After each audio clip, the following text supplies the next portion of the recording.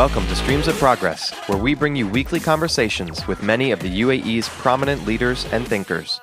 Each of our guests are actively contributing to the vitality of the UAE community and economy.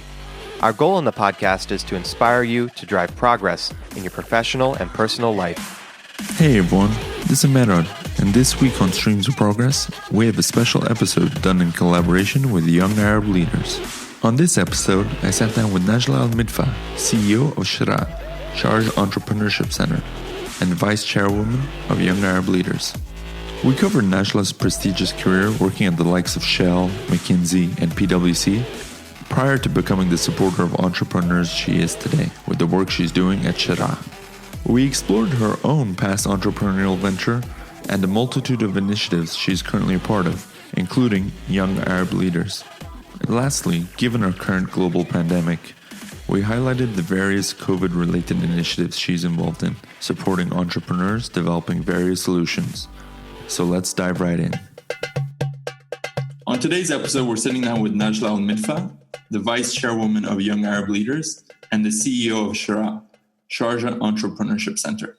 Before we get into what Young Arab Leaders is, all the great things that Sheraa is doing, let's get to know you. Let's talk about your background. Maybe you can let us know, where do you come from? Sure. I'm Emirati. I was born and brought up here in the UAE. So I went to high school here in Dubai, actually, and then went abroad to study in the UK and then later on in the US. But the majority of my life has been spent here, and my hometown is Sharjah. And it's nice to kind of have come full circle. This is my first time actually working in Sharjah. So I studied in Sharjah sort of for elementary school, then went to high school in Dubai, and then, studied abroad and worked in Dubai and worked abroad. And this is my first time back, and it's really great to kind of be home and to be able to contribute to the city I call home. So when we're talking about education, you said in the UK, but then even in the US, you went to Stanford, is that correct? Yeah, that's right. I went to Stanford for my MBA. That isn't all you did abroad. From what we see in terms of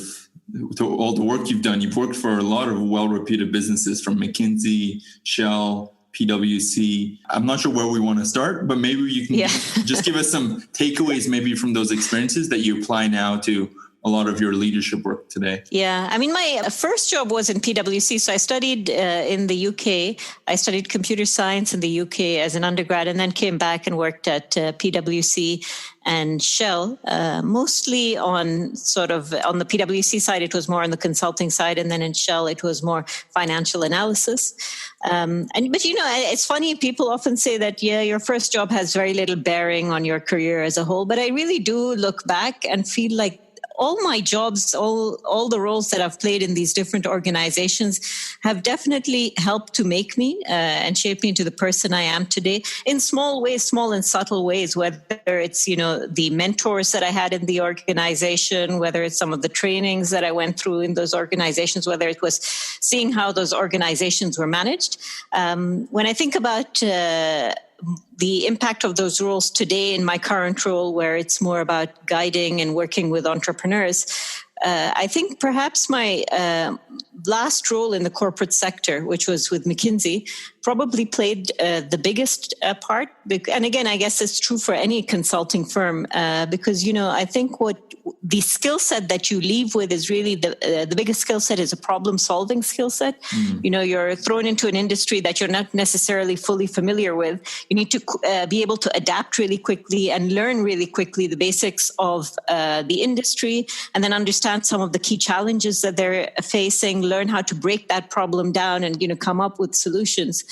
Potential solutions for those challenges, obviously in collaboration with the client side and with your own team on the consulting side. So I think there was definitely, again, a lot of soft skills that I learned there that I have transferred to the work that I do today, whether it's working directly with entrepreneurs or whether it's thinking about the strategy for Sheraa as an organization. That said, funnily enough, I do think also there have been skills that I've had to unlearn that I learned from the corporate sector that are obviously less relevant, not less relevant, but when you're actually, I think of Sheraa as a startup, and obviously we're working with startups, and I just think we have a bias to action naturally when you're in the entrepreneurship side, on the entrepreneurship side of things, and less interested in creating decks and slides and narratives and storylines. And so I think that's one of the things that I definitely had to unlearn and adapt to more. Just get it out there, get the MVP out there, let's test it. And so again, it's a different mindset, but nonetheless, I look back and I'm very grateful for the learnings I've had along my career. So, Sheraa, you practice what you preach, like, in terms of you are a startup at heart, and you also support the startups. We really are. I mean, okay. I guess. Since we're a government entity, I think the fair and transparent thing to say is obviously we don't have the financial pressures that a startup would have, and that's obviously a big part of it. But in general, to take an idea, and Sheraa, like 5 years ago, was an idea. It was born in 2015, 2016. When we were famously we were on our way down. Sheikh Abdur Al-Qasimi, who's actually the chairperson of Sheraa, and myself and a few friends had gone to climb Kilimanjaro, and on the way down on the descent, at that time I had kind of left Khalifa Fund, which was my previous role. I was back in Sharjah. I was working on Khairat as a social enterprise. And I was talking to her a lot about Sharjah and how Sharjah had built itself up as a hub for young talent. And, we talked about how, obviously at the time, and it continues to be a challenge, unemployment in the region, and what we could do in Sharjah to help contribute to solving that. And that's where that's the genesis, I guess, of Sheraa. That's where the conversation started. And then we came back to Sharjah and it evolved. And from there, that idea evolved into the Sharjah Entrepreneurship Center with just, initially one person, and now has grown to a team of around 22 people and continues to grow. So it really is in many ways like a startup. So like I said, it may not have all the same pressures of a startup, but we've definitely been through a lot of that sort of build the MVP, test it, iterate, see what the value proposition is for our customers as well. It's in many ways the same process. And I'm pretty sure you pivot, you learn based on each cohort, you keep improving, right? Absolutely. We keep building it and then destroying it and starting again, saying, no, this didn't work. It's funny. When I think back to, again, the first iteration of Sheraa, we thought, oh, well, it's quite simple. We'll build, what every other accelerator around the world does. We'll do a 2 or 3 month program, do a few workshops. They'll come in one end, come out the other end, and they'll be entrepreneurs. And then you quickly realize it's not as simple as that, and that you're a little naive to think that it would be that simple. And so there was a lot that we had to do. And so, then we ended up building pre-seed programs and doing community programs and inspirational programs. And so it really has been a learning journey. And even now, I don't even think we're there yet. I think we continue to learn. I think the ecosystem is evolving. There are a lot of different opportunities. The challenges keep changing, and we need to be able to respond to those as well. Like you said, the program's constantly evolving as well with the ecosystem, with everything going on. Absolutely. There's something you just hinted at. You said your previous venture, I would say that's maybe your entrepreneurial experience. Yeah. Was as the founder of Khairat. Can you tell us what Khairat was and what was the purpose of it? Yeah, Khairat was born, I guess one professional experience we didn't touch upon was Khalifa Fund. So when I came back from the US, I was in the US after my MBA. I stayed back for a couple of years and then came back to the UAE around 2010 and I joined Khalifa Fund, which was our national, SME development agency. They provide both funding and capacity building services to Emirati entrepreneurs. And what I found over my time at Khalifa Fund over those four years or so that I was there was that a lot of young Emiratis initially they'd come in, with obviously their own business ideas.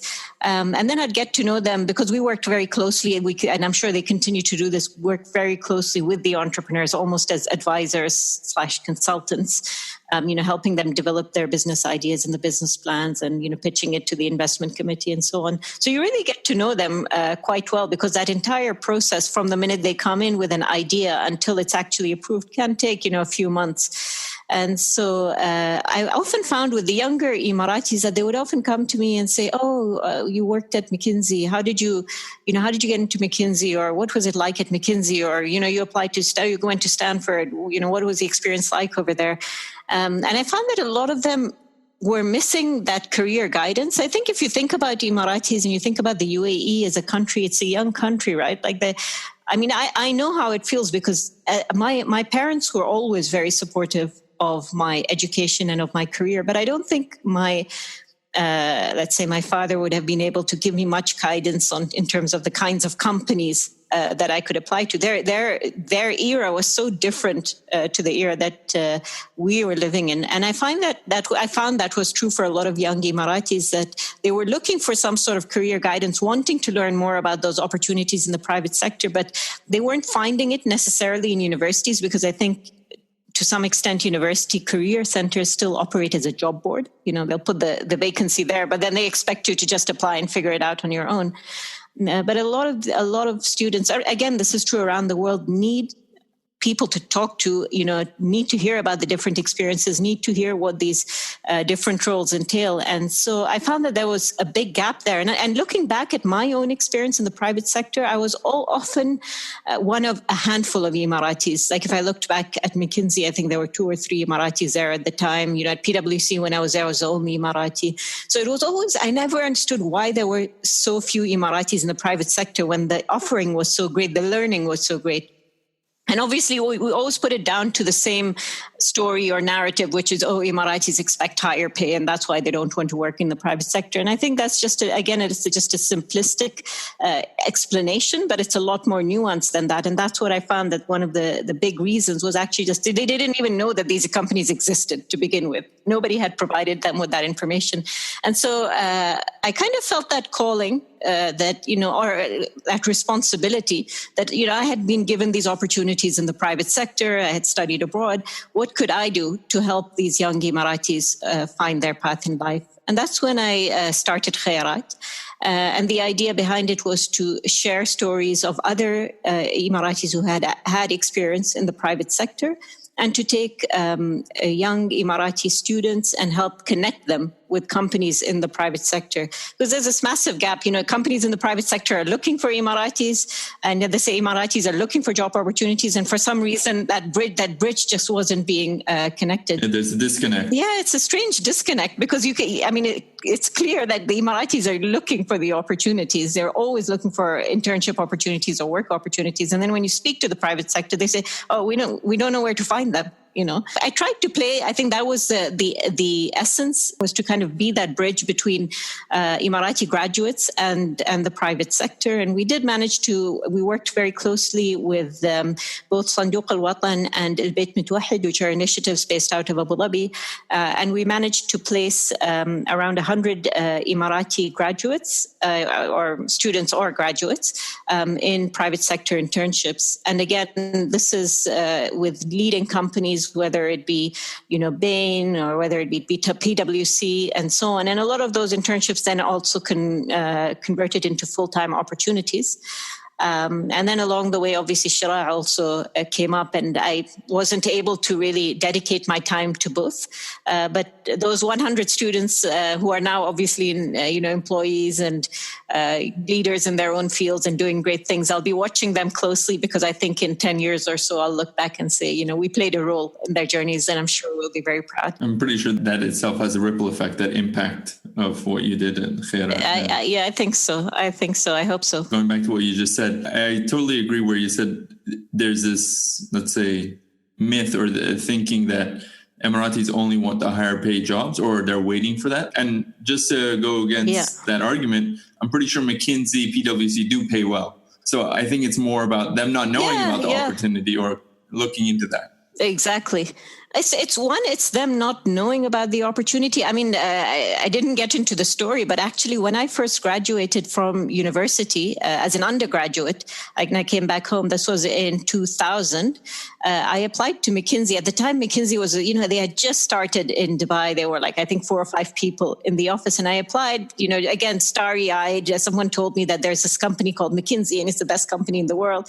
And so I think I faxed over, because in those days there were still fax. I faxed over my resume, and I actually was invited to an interview, but nobody ever told me that consulting interviews are very different to your standard interview that you have in any other corporate job, that they do these case studies and so on. And because I had nobody there to really help me prepare for that and tell me about that, I actually didn't get in. I didn't get an offer. And then like 5 years or 7 years later, whatever it was, after my MBA, I reapplied it. I think it was one of those things that was always stuck in my head, that I really want to go there. I really want to, get some experience in a leading consulting firm. And I applied after Stanford and got in. But when I applied while I was at Stanford, I had so much help from alums, from the Career Center, from consultants at McKinsey who would come to campus and kind of do these practice cases with us. And that's the support I think that's missing over here on the ground. And so then it's very easy to just fall back on, as you said, the myth that, it must be because they're expecting a higher salary. But if they don't know that the company exists, or they know, but they don't really know how to go about applying for the company and, going through these interviews, then it's going to be, then the odds are stacked against them, whether we like it or not. Like you said, the case studies, most people would assume the interview is just going to be a straight up job interview. Your standard Q&A, exactly. It's about me. No, it's about this case. Can you solve this problem right now? Exactly. That's what the shock the first time when they gave me a pen and a paper, this blank paper, and I was like, what are they doing? And the question was so random. I still remember the question. The question was something like, so how would you estimate the number of golf balls in the UAE? And I thought, I don't understand. I don't get it. What does that have to do with anything?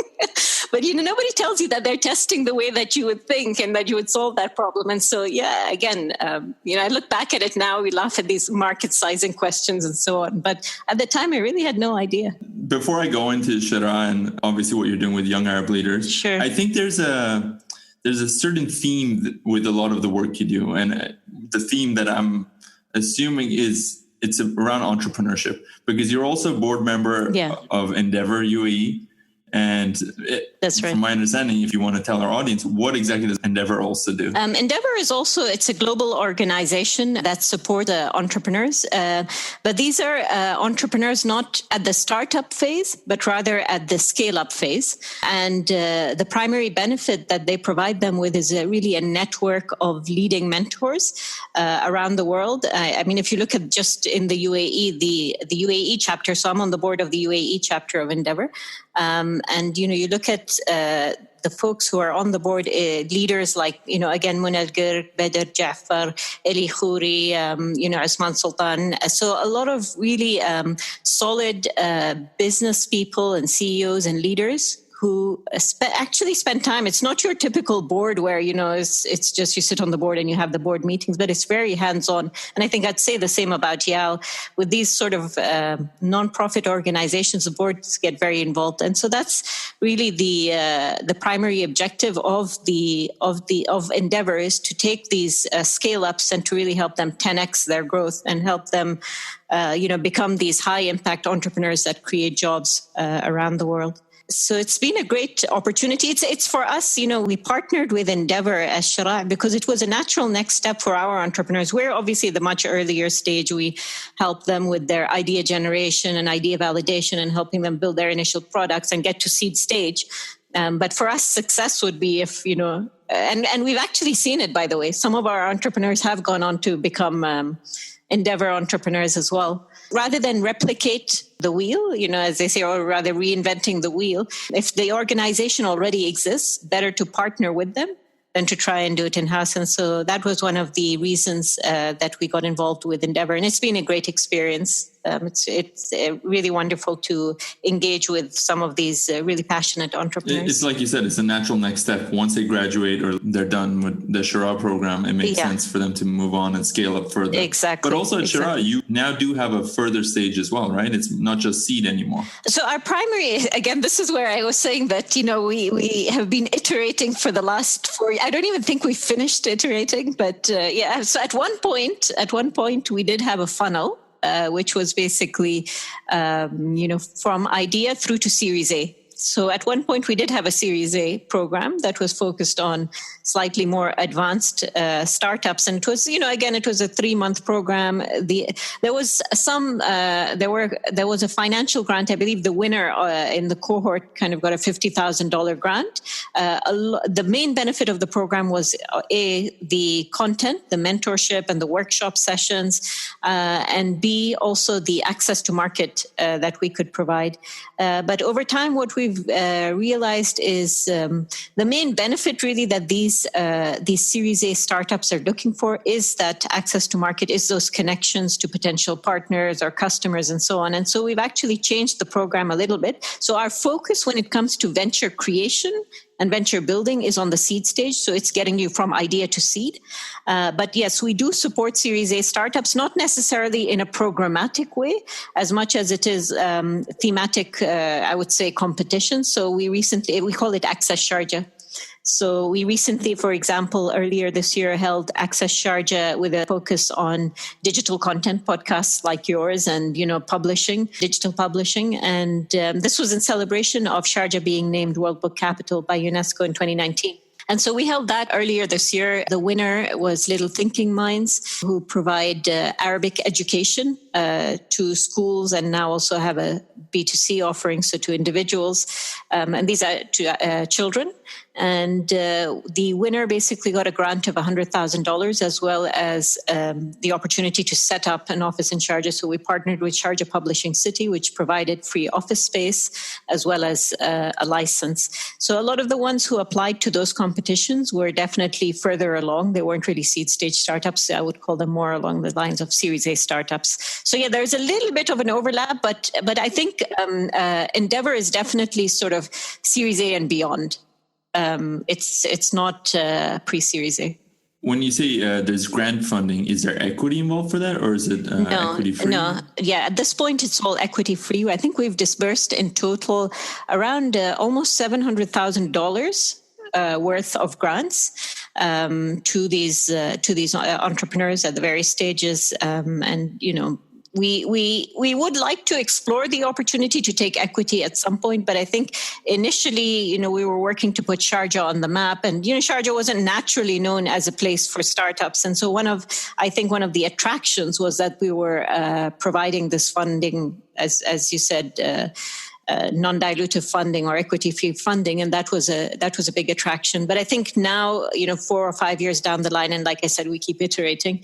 I think we're starting to explore. We're looking at exploring the opportunity of having a pre-seed seed fund where we can actually also take small equity stakes in these startups. But so far, it's all been grant funding. And the grant funding has been made possible because of our corporate partners. So we've got corporate partners like Air Arabia, Crescent Enterprises, Sharjah Media City, and Sanduq Al-Watan as well, who have all provided us generously with these grants that we then pass on to our entrepreneurs. Those are from the different tracks, right? Because like you said, BIA is the sustainability track, Air Arabia with the travel and tourism track. Precisely. So what we do is depending on where what track the startup falls in, we allocate the grant to that particular corporates. So for example, as you said, Air Arabia, if we had startups in aviation, we do have startups in aviation, travel and tourism, the grant comes from Air Arabia. But it's not just, and I think what I'm really grateful for with the partners is, obviously I'm not saying that the grant funding isn't important, but it's not enough on its own. And what I really appreciate is that they go above and beyond the funding itself. They also provide a lot of mentorship to these startups and where possible, even try to provide, contracts And I think that's probably the biggest support that you can provide. I always say the biggest support that you can provide to entrepreneurs is giving them an opportunity to get into the market. And so one of the things that I'm really grateful for with our partners is that they've tried to do that as well. I think market access really can translate into a lot more than just some funding. Exactly. This is when we always say there are three ways when it comes to supporting the entrepreneurs. Either you can give them cash, which is what we've been doing, with the grants. You can. One of the other things that you can do is obviously, reduce the cost burden. Try and, this is another thing that we've done. Exactly. Yeah. So Sharjah Media City Shams, for example, and as well as the Sharjah Research Park, we've partnered with them because they are actually licensing authorities, and they offer their licenses to our entrepreneurs at 3,000 dirhams, which is, again, it's a great offer for the startups. So that's one is, giving the cash, whether it's reducing the cost burden, but really the biggest way to help them is just giving them business and giving them access to market. Before I continue about Sheraa, there's something else I wanted to ask you, because you are an entrepreneur, you are a leader, a manager, but you're also on a lot more boards. So you're also on the board of directors at United Arab Bank. Actually, yes. I think you're the only female board member there. Is that correct? That's right. Yeah, I'm the only female board member. That's also been, to be honest, an amazing experience for me. And it's really been a learning experience. I've been on the board. I think I've been there coming up 9 years, I believe, on the board, if I'm counting correctly. So it's my third term, and it's you're usually a member of the board, and then you're obviously a member of the different committees. So I've been able to rotate on different committees, whether it's been sort of the executive committee or the risk committee, and right now, for example, I'm chairing the audit committee as well. But yeah, it's very different. All my other roles have been much more executive roles or management roles. Yeah. And it's very different when you're on the board, because you're actually not supposed to get involved in the management. And as tempting as it can be, because you're so used to it, to want to get involved in the execution and the management and operations, you have to remind yourself that your role is really more oversight and governance. And protecting the stakeholders, whether it's customers, shareholders, and so on. And so it's very different in that sense. But it's been a great experience, and really grateful for the support that I've received from the chairperson, Sheikh Faisal Al Qasmi, as well. Correct me if I'm wrong. Are you also a member of the Aspen Institute for Global Leadership Network? What exactly is that? Yeah, the Aspen Institute itself is, I guess you could call it a think tank or sort of an educational studies organization. They're based in the US, in DC, and they have a beautiful campus in Aspen, Colorado, and hence the name, the Aspen Institute. Yeah. It was established, I guess, around over 70 years ago or so, and it was meant to be similar in many ways, I suppose, to Davos. It's a forum for sort of thinkers and leaders and intellectuals to really convene and reflect on what are the values of a good society, and to exchange ideas. And what I love about the program is that it's not just about reflection and exchanging ideas and discussion, but it's also that inspiration to act and have impact. So actually, Khayarat as a project came out of my fellowship with the Aspen Institute, because it's a 2-year program, it's a 2-year fellowship. So let me just take a step back. The Aspen Institute has several different programs.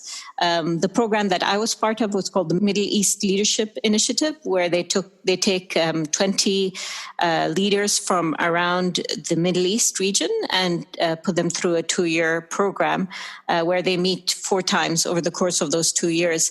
The folks that are selected, and it's usually, again, 50% men, 50% women, the folks are usually, I'd say, in their late 30s, early 40s, and are folks who are at an inflection point. So they're so they've achieved success by the traditional markers of success, and are now thinking about significance, about what is the legacy that I want to leave behind. And so you meet 4 times over the course of those 2 years, and a lot of the instruction is really, it's text-based in the sense that they send you a lot of readings, and then it's that Socratic method of kind of just discussing these readings and debating them and so on. Over the course of those 2 years, you're also supposed to work on a project to tackle a challenge that you're particularly passionate about, and that's where Khayarat was born. And also, interestingly enough, to link it to this interview, that's where I met Munal Girk, who she was in my cohort of fellows. And that's where I first kind of got to know Young Arab Leaders. So she's been part of Young Arab Leaders since its inception in 2004. But I kind of got to know it through her as I got to know her through the fellowship. So the network effect of being part of it. Yeah, it's amazing. I mean, there are I think there are over 2,500 fellows or so in the network. Every year, every summer, there is an event called the Annual Action Forum, the Resnick Action Forum, where any fellow can attend. It's almost like, think of it as an alumni gathering. So I attended it was it last summer? It might have been last summer. I can't remember anymore, but it was either last summer or the summer before. But again, really inspirational to be surrounded by like-minded people discussing some of the biggest challenges that the world is facing. And, obviously you don't expect to come up with an answer over the course of that weekend, but just that to hear about some of the inspirational work that some of these fellows are doing, it really inspires you to act. And so, again, it's more of a leadership program. It's not meant to make you sort of a better CFO or, teach you any technical skills. It's really about producing more enlightened leaders for the 21st century. So it's like you said, it has a hint of, let's say, a Davos element where there is a gathering as well. Yeah, exactly. I mean, the fellowships, the one I was part of is the Middle East Leadership Initiative. There are others like the Africa Leadership Initiative. There are others that are sort of focused on particular industries. So there's the finance program, for example, focused on finance professionals. There's the education version. The original version of all of these fellowships is called the Henry Crown Fellowship, which is focused on the US. We all go through the same process. It's very similar readings, very similar style of discussion and so on. But again, who you're in with your cohort depends. It can either be geographical or it could be functional. But then they have their, the famous Aspen Ideas Festival. There are other conferences and convenings that they hold.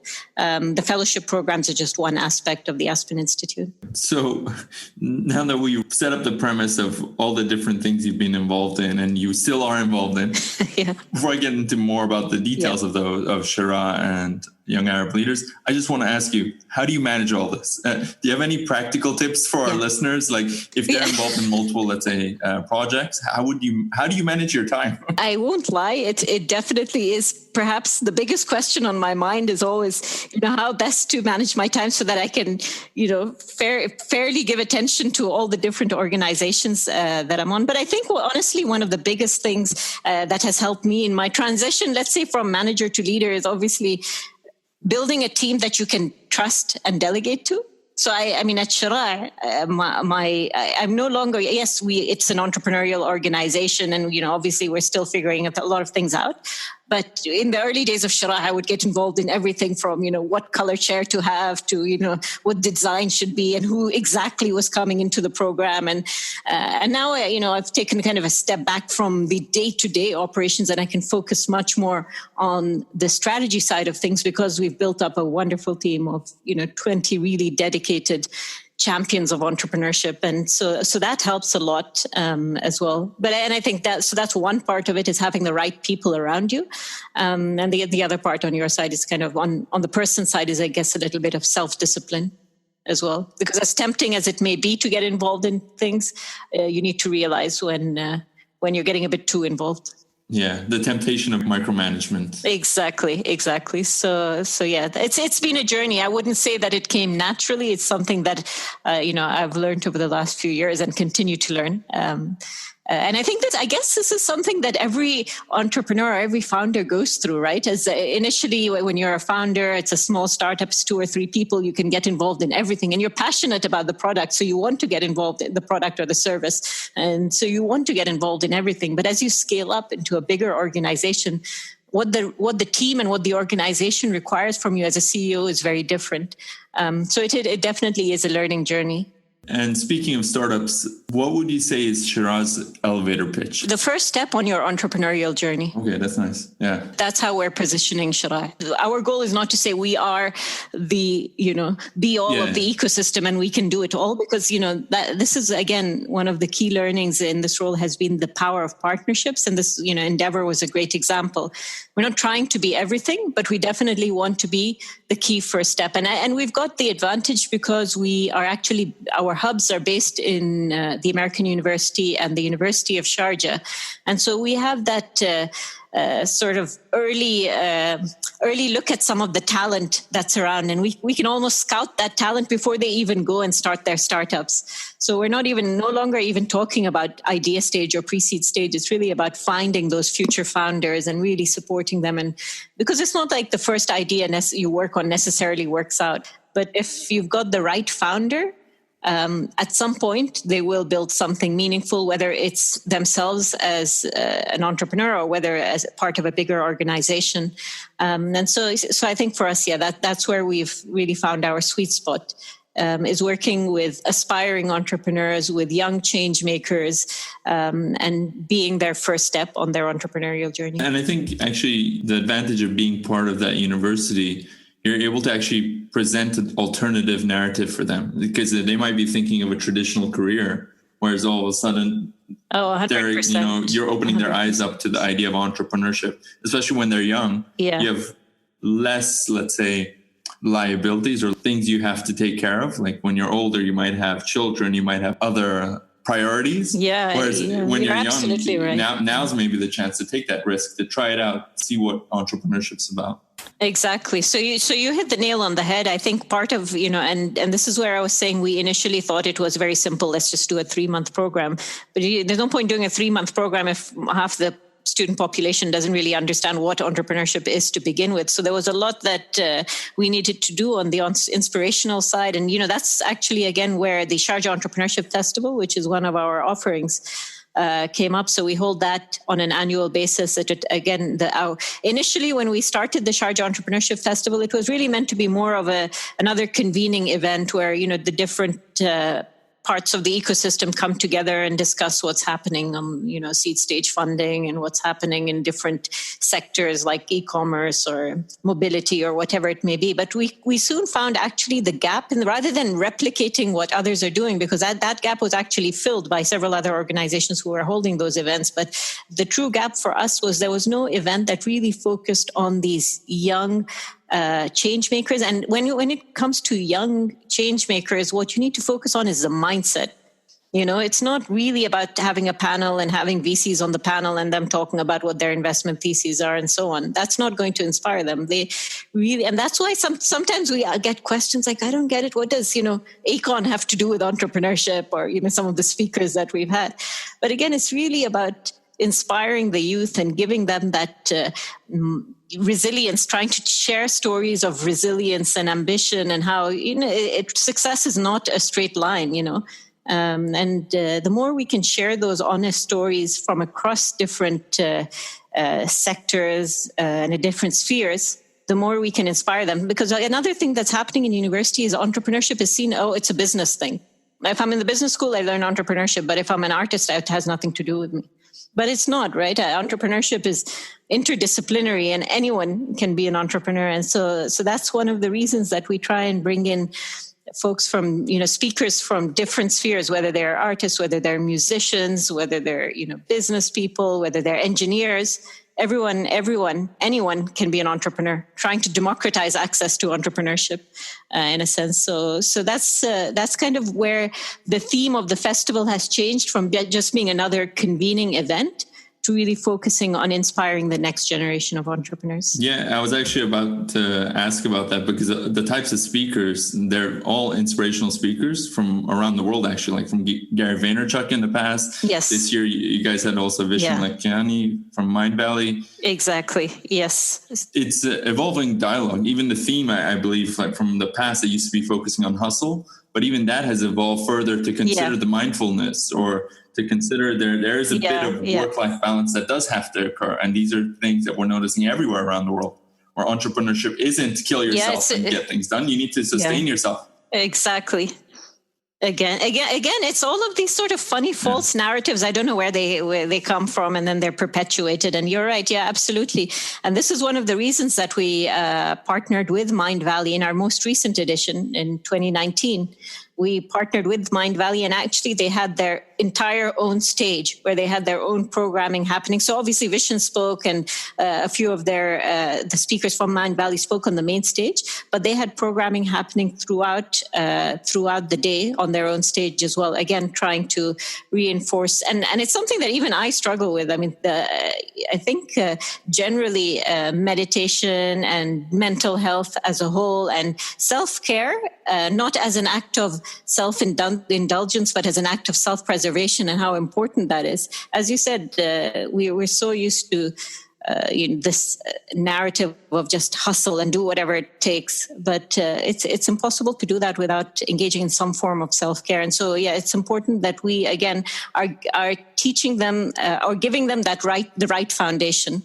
And that's why we've partnered with organizations like Mind Valley to provide them both the skills, the soft skills that they require, the mindset that they require, as well as the hard skills that they require. So we also often have workshops that are happening in the festival, where they can either learn, whether it's workshops on coding or whether it's workshops on particular skills. So it's both inspiration and it's learning that happens at the event. Yeah, I think it's a well-needed festival for our ecosystem. Definitely. Thank you. I hope you're able to attend the next version. This year we had to, because of COVID, we won't be holding the event, and we've actually redeployed the funds that we would usually use towards the event to create the Sharjah or the Sheraa Startup Solidarity Fund.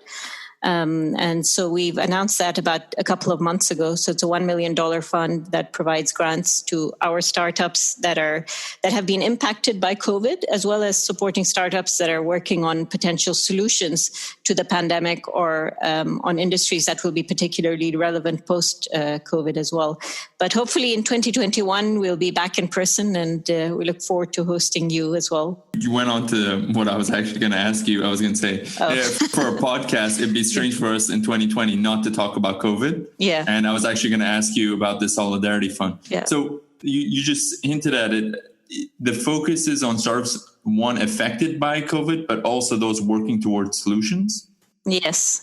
So the ones that are, so there are two parts to it. So the first part of the fund, as you said, is focused on our portfolio of startups. We never actually went into this, but as a whole, since 2016, Sheraa has graduated over 120 startups that have gone on to raise around $86 million in investment, have created over 1,000 jobs, and generated over $65 million in revenue.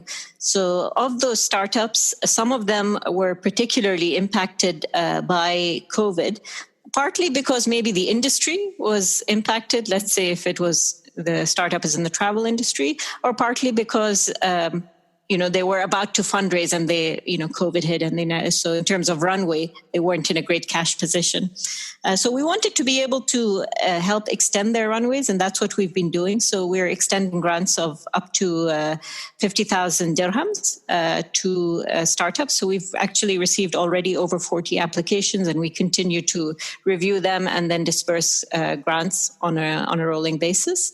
And then the other half is something that we'll be announcing in the coming months, which is basically a competition that is going to be focused on two tracks. One is the health tech track, and ideally with a little bit of a focus on COVID and potential future situations that are similar, future pandemics. So what sort of technologies we could use to provide better digital health, whether those are testing technologies, whether it's contact tracing, whatever it may be. And then the other track that we're looking at, and a track that is obviously now we've realized, or not realized, but it's been kind of reaffirmed that is an industry that is of strategic importance, and when it comes to national resilience, is obviously food security. And so we'll be looking at sort of the agri-tech, food tech track as well as a second track. By the way, this hasn't been announced. I'm just giving you a sneak peek. It will be announced in the coming month or so. And we expect to announce the winners around September or October this year. And what we'd like to do is, again, we'll be providing grants to the winners and then having them come to Sharjah and set up over here and helping them grow from Sharjah to the rest of the region and ideally the world, obviously. You also are involved with the Sharjah Research Park to some degree. Yeah, they're close partners. I mean, they're one of our founding partners as well. And we will actually, so we've got two physical hubs at the moment. One, like I said, at the American University of Sharjah, one at the University of Sharjah. Our HQ will now be moving to the Sharjah Research, Technology and Innovation Park. But we do work very closely with them. And in fact, on this competition that I mentioned, the COVID competition, they are our strategic partners. So those startups that will be selected will be coming to Sharjah and will be based in the park. So let me get to Young Arab Leaders. You serve as the Vice Chairwoman. What is Young Arab Leaders and what is your involvement with them? So Young Arab Leaders, again, like I mentioned earlier, is a network that was established in 2004.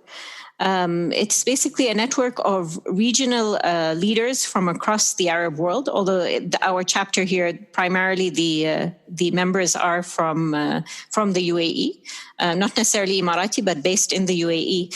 I guess the mission is twofold. One is to give those leaders an opportunity, much like the Aspen Institute, to convene, to have discussions, to exchange ideas, and to contribute to their own professional development. But at the same time, it's also an opportunity for those leaders to give back to the next generation, to the youth, whether it's through guidance, through mentorship, or other opportunities that they provide. So I would say it's a community of leaders that get together for their own growth as well as to give back to the next generation. So it's through mentorship, guidance, something you hinted at before with Sheraa that sometimes is missing, but this is beyond just Emiratis, right? This is beyond just Emiratis, yes. So this is any Arab that's based. We actually, funnily enough, we do have members in our chapter that are from outside the UAE, from Oman and Saudi Arabia, and they actually travel often to the UAE to attend our events. But the vast majority of our members are they're based here in the UAE. And speaking of, the whole COVID situation, do you have any advice for young Arab entrepreneurs out there who might feel a bit disheartened in the current climate? Well, I think it's definitely normal to feel disheartened. Nobody saw this situation coming. We've all been told about the importance of scenario planning and so on. But I can say even that we never foresaw anything like this coming along. This is not your typical recession. But that said, having lived through other recessions, I think the first thing to remember is that this too will pass. And, in the interim, actually, funnily enough, in many ways, I do feel like it's passing a lot faster than we thought it would initially. If you had asked me this question 2 or 3 months ago, we had very little visibility on when things would come back online, when things would resume again. But it's interesting that things have actually come back to normal. We're back to 100% now in just a couple of months. So it's good to see that we moved quickly from that respond phase to the recover phase. So I'm hoping that will, speaking of disheartened entrepreneurs, hopefully that will give them a little bit of confidence. But in the interim, I think the advice that we've been giving our entrepreneurs is basically, stay lean, stay agile, keep your costs low, preserve your cash where possible. Another big thing, I think, in the ecosystem as a whole, which that focus wasn't there for the past couple of years. The focus over the past couple of years was just how much can you raise and what are the valuations? And that's something that we've tried to stay away from in Sheraa. And I think something that we've always focused on is you need to have healthy unit economics. You need to have a path to profitability, even if that takes a while. So we'd rather take the slow and steady approach, but make sure those fundamentals are in place. And then the other thing I would say is, and this is something that again we've seen with our own entrepreneurs, our own portfolio, is that with every crisis there comes opportunity as well. And there have been some really interesting opportunities that have resulted as a as a result of this situation, as a result of the market failure. And if you can position yourself in a way to take advantage of those opportunities, there may be much to gain. So we've had some entrepreneurs who have actually temporarily pivoted. And one of the examples that I recently posted about on social media was 3D Innova, who's one of our 3D printing startups. She uses 3D printing primarily for educational purposes, in schools. But when this COVID situation happened, she actually pivoted to start printing face masks for couriers, for drivers, and so on. So I think there are so many opportunities that can come out of any crisis like this. And then coming back to what we've said earlier, to kind of take the time to also just be kind to yourself and not be too hard on yourself. Like I said, this is something that none of us saw coming. And the only way to really get through this is to stick together and have sort of a communal response to this crisis, and to remember our shared humanity and to be able to really support each other as much as possible. At the end of the day, we have to remember this is a shared experience. We're all feeling the effects. We're all in it together. Exactly. So I'll move on to our rapid fire questions. These can be very short answers or longer, depending on whatever you want to say. It's up to you. Okay. So if we could give you a billboard on Sheikh Zayed Road going towards Sharjah or going towards Abu Dhabi, either direction, you can put anything on it, just not promoting anything you're involved with. If there's a message you could put out there for other people, okay. As long as it's not an ad for Young Arab Leaders, Sheraa, Endeavor, Aspen Institute, as long as it's not an ad for any of those guys. If it's a message from you to the people visiting the UAE, living in the UAE, what would you like to say? Oh, that's a tough one. The sentence that's coming to mind, I watched, I guess you could call it a documentary or a short film on YouTube recently. I don't know how I came across it. I didn't really intend to watch it. It just came up and I started watching it, and I just, and I ended up, watching it. It was about an hour and a half. It's, Wayne Dyer. I don't know if you know Wayne Dyer. Yes. So it was basically a movie called The Shift that he's created. And in it, he kind of, shares his advice. And one of the things that he said that just really stood out to me, and it's just stuck with me since then, is don't die with your music still in you. That's a nice one. And I think that's probably a message. Yeah. It's something that I shared with the team as well after I saw that. And I said, all of us are here. We're all on our own path, but... and you never know where it's going to lead you, but whatever happens, don't settle for less than the life that you were destined to live. Don't compromise on that. And I think that's something that we should all try and remember. I think that would be good use of that advertising space. I think it's a nice one. It makes people think. It makes you really question some things. Yeah. If there's a book that you have gifted, or if there's a book that you do tend to gift to people, what book would you recommend or gift? To be honest, I don't often gift books to people, but when I do, it's rarely business books or nonfiction books. It would typically be a novel that I've read, that I've enjoyed. I recall, for example, 40 Rules of Love was one of them, or A Fine Balance, or Love in the Time of Color, or some of the novels that I've read. If I feel that the person that I'm gifting it to might, be similarly impacted by the story, that's probably what I'd share. But it's rarely going to be, a business book or any sort of a book that dispenses life advice or anything like that. So it would mostly, and if I'm not a big fan of the person, I may, give them a little bit of James Joyce or Proust or some of the authors that I don't particularly enjoy.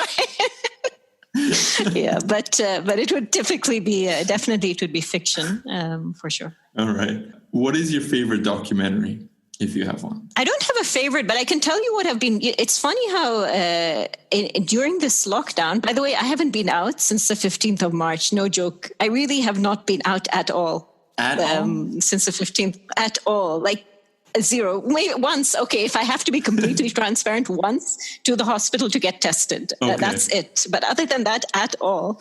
So I've been at home a lot, and we're in June now, so it really has been. It's been over 3 months. So I have watched a little bit of Netflix and some of the documentaries. I would say that there are two kinds of documentaries that I've been watching. One is nature, which I never usually would be the kind of person who watches National Geographic or anything like that. But the last trip I took before this COVID situation was to Botswana. with actually, funnily enough, Munal Garg, who's the chairperson and who's also a chairperson of YAL and who's also a good friend. And we went to Botswana, we went to the Okavango Delta, and it's just one of those places, you just need to see it to believe it. And I've just got almost a new sort of sense of appreciation for nature and the role that we need to play in protecting this nature. And it's obviously, since I've been at home, I'm missing it even more. And so funnily enough, a lot of the documentaries that I've been watching have been two or three were actually on the Okavango specifically. I think one was called Into the Okavango and one was called River of Dreams, but such beautiful documentaries. I mean, the landscapes and the animals, it's just unbelievable. And I'm not great at articulating it, but it's just one of those things that you really need to see. I watched a few as well. I led to Planet Earth and a little bit of David Attenborough as well and so on. So that's one category of documentaries that I've been watching, the nature, that. And then the other one has been focused on leaders, but unintentionally. It's just that, again, they came up, but I guess you may have even watched them. What's the Michael Jordan one? The Last Dance. The Last Dance, exactly. And then Michelle Obama, Becoming. Yeah, Becoming, based on her book tour. Exactly. So I think just reflecting on these different leadership styles and the way people have, I watched Michael Jordan's The Last Dance. I watched it. I almost binge watched it. I think I watched it in a day. I was just so infatuated by the way he went about it. Yeah, it's fascinating. It really is fascinating. And, I'm not sure necessarily I kept asking myself at the end but is he happy? Was he happy with the way that, he led his life? And I'm sure he's proud, but they definitely help you ask a lot of questions and help you reflect on your own life and your own style and your own leadership style. But that's been, another, I guess, category of documentary that I've been watching. And then just recently, I guess especially with the Black Lives Matters, is a documentary called 13th. Have you heard of it? Yeah, the 13th, about the 13th Amendment. Yeah. 13th, yeah, exactly. So that was really, again, I think it was important for me to watch that and, just to get a better understanding of the history of racial injustice and inequality in the U.S. And so that was something that I watched more recently and highly recommend as well. So Netflix documentaries it is. Netflix, exactly, yeah. Exactly. What's one dream initiative you would like to see the UAE do? And when we say dream initiative, we don't just mean, okay, do a new program. I'm referring to something like moonshots, the outlandish type of dreams. If they came to you, Najla, and said, what should we do? What would you tell them to dream for? I think the funny thing is the UAE is just known for moonshots. There's very little I can think. I know, so it's hard. They've got a mission to Mars at the moment. I mean, how far can I? So it's a tough question. But look, I think the UAE is so much or I should say the Sheraa is so much like Sheraa is inspired by the UAE. The UAE itself is an incubator for dreams, whether, those are dreams and hopes of individuals or organizations or even nations, and I think my just the dream initiative or my hope for the country is that it continues to be that incubator. Yeah. It continues to provide that enabling environment for anyone from around the world that wants to make the impossible. And it's only the UAE could have a ministry called the Ministry of Possibilities, because it truly is a country of possibilities, And I hope that it continues to do that. I love that, we talk about in Sheraa or in the entrepreneurship ecosystem, we talk about building an enabling environment for entrepreneurs. And I think, if the UAE can continue to do that, building an enabling environment for these hope makers and change makers and dream makers, an environment that is tolerant and that is compassionate and that is inclusive, then I think that, we're set for success. And I think we shouldn't underestimate the potential of our younger generation and the impact that they can have, not just in our region, but around the world. Do you have any last words of wisdom for our listeners? After all that, there's still words. I can't think of any more words of wisdom, to be honest.